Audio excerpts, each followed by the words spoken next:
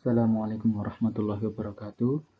Perkenalkan saya Bintu Fatur Rahman dengan NIM 202221159.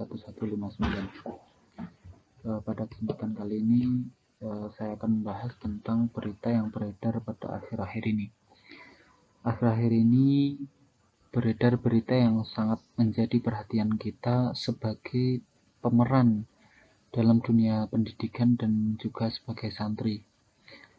Di antara berita yang beredar adalah pendidik yang tega melecehkan siswa atau santrinya sendiri. Padahal sebagaimana kita tahu bahwa dunia pendidikan, apalagi di lingkup sekolah maupun di lingkup pesantren, seharusnya menjadi rumah yang nyaman dan aman bagi pelajar maupun santri. Namun yang terjadi justru sebaliknya.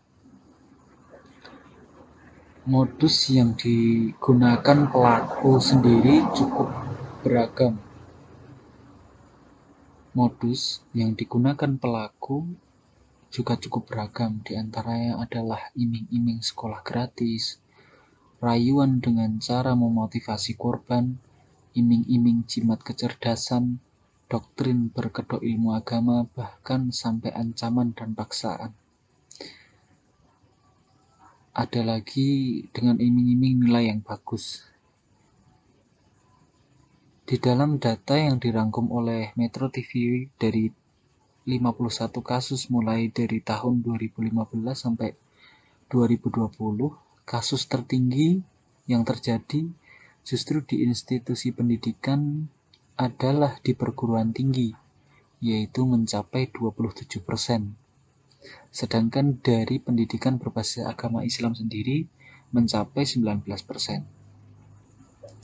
Tak kalah menjadi perhatian kita dari berbagai berita tentang pelecehan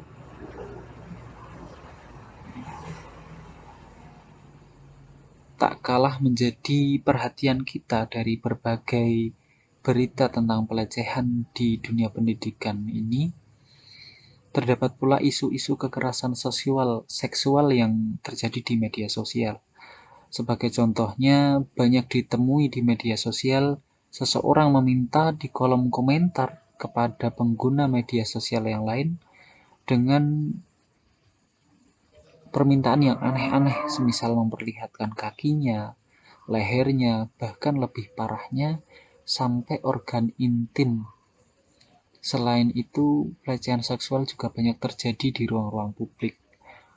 Contoh kecilnya seperti catcalling, sweet, dan bahkan menyentuh dengan kemudian pergi, menyentuh bagian-bagian yang seharusnya tidak boleh disentuh, kemudian melarikan diri sebagai pelakunya.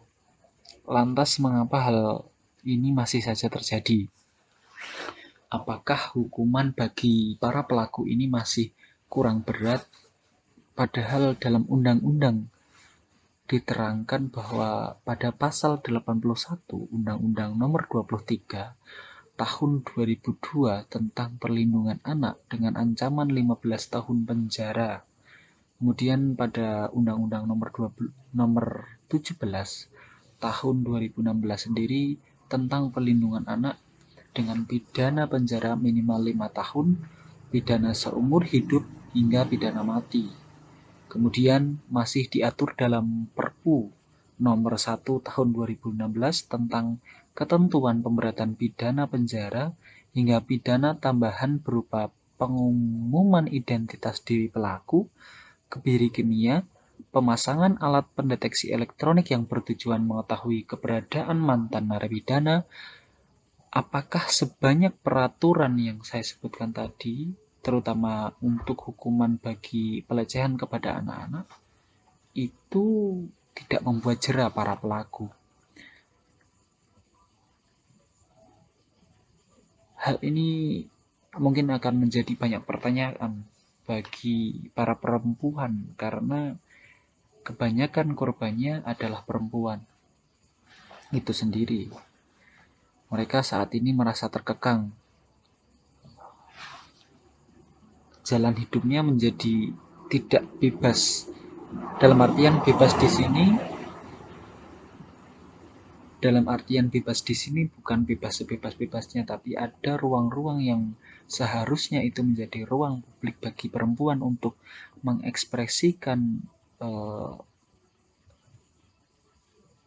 mengekspresikan atau berkegiatan pada umumnya, namun karena tindak pelecehan yang tidak mengenal tempat dan waktu, ini menjadi ruang perempuan ini sangat terbatas.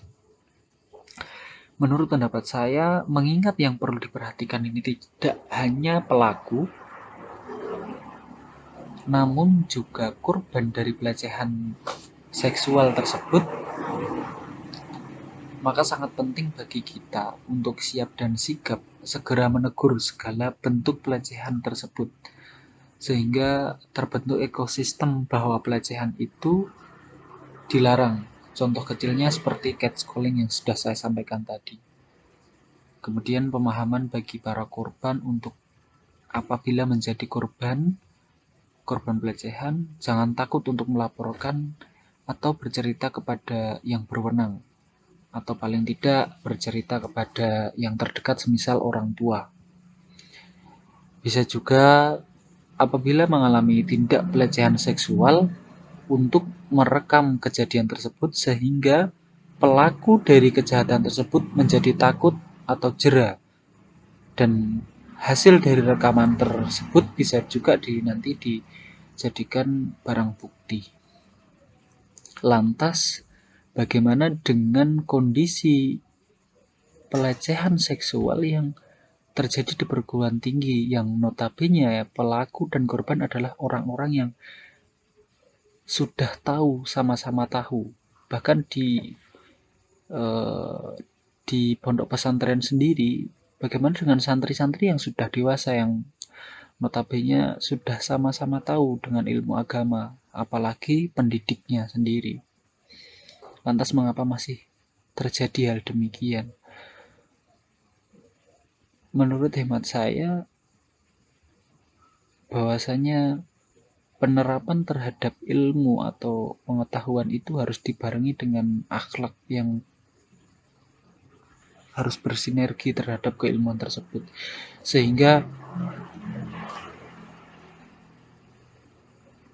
guru-guru saya teringat dengan apa yang guru-guru saya sampaikan, bahwa adab itu lebih tinggi daripada ilmu. Maka dalam menerapkan keilmuan-keilmuan ini harus berbarengan dengan adab-adab yang ada, itu norma-norma yang ada di masyarakat, sehingga bagaimana seorang santri atau seorang pendidik sendiri terutama itu harus bisa menempatkan mana yang sebaiknya itu adalah menjadi ruang publik dan mana yang seharusnya itu menjadi ruang privat, sehingga kejadian-kejadian yang seperti ini itu tidak akan terjadi. Sebagai contoh, ada seorang mahasiswa yang kemudian ditawari akan dapat nilai bagus apabila mau melakukan kegiatan tindak pelecehan seksual tersebut dalam tanda kutip. Seharusnya untuk apa dia mau melakukan kegiatan tersebut, padahal tujuan dia di lingkungan pendidikan adalah untuk belajar, sedangkan nilai itu adalah bonus daripada ia dalam menuntut ilmu tersebut. Sehingga perlu untuk benar-benar yang namanya mahasiswa itu atau santri itu juga menjaga bahwasanya itu di luar dari tujuan belajar. Kemudian sebagai seorang pendidik, apalagi yang di situ adalah guru. Itu kan seharusnya digugu dan ditiru. Maka sebagai seorang guru yang melaksanakan atau melakukan tindak pelecehan tersebut adalah sesuatu yang sangat-sangat tidak pantas, apalagi sebagai seorang pendidik. Kemudian bagaimana kita sebagai seorang santri atau sebagai seorang pelajar itu memiliki karakter yang merdeka, berdaya, dan tetap santun dengan mengindahkan nilai-nilai Islam. Seperti yang saya sampaikan di awal tadi, bahwasanya kita ini adalah pelajar yang terus belajar menuntut ilmu, dan tentunya pemahaman kita tentang seksualitas ini yang sudah kita dipelajari dari SD, SMP, SMA, bahkan sampai sekarang kita menjadi mahasiswa ini. Maka kita harus bisa menempatkan mana yang itu memang menjadi ruang privat atau mana itu yang menjadi ruang publik. Jadi kita harus bisa menempatkan tempat-tempat tersebut. Dan jangan lupa bahwasanya tujuan kita adalah sebagai pelajar itu adalah belajar menuntut ilmu, maka kita juga harus menghindari hal-hal yang sekiranya itu memang menjadi penghambat atau menjadi hal yang tidak baik untuk perkembangan kita dalam belajar, sehingga tidak perlu menggunakan cara-cara yang instan dalam kita belajar. Lakukanlah keistiqomahan atau kita melaksanakan keistiqomahan kita sebagai pelajar, sehingga nanti kita sukses dalam belajar itu adalah dari perjuangan kita sendiri, sehingga kita juga dapat merdeka, berdaya, cerdas dengan akhlak yang mulia, insya Allah. Sekian dari saya, terima kasih. Wassalamualaikum warahmatullahi wabarakatuh.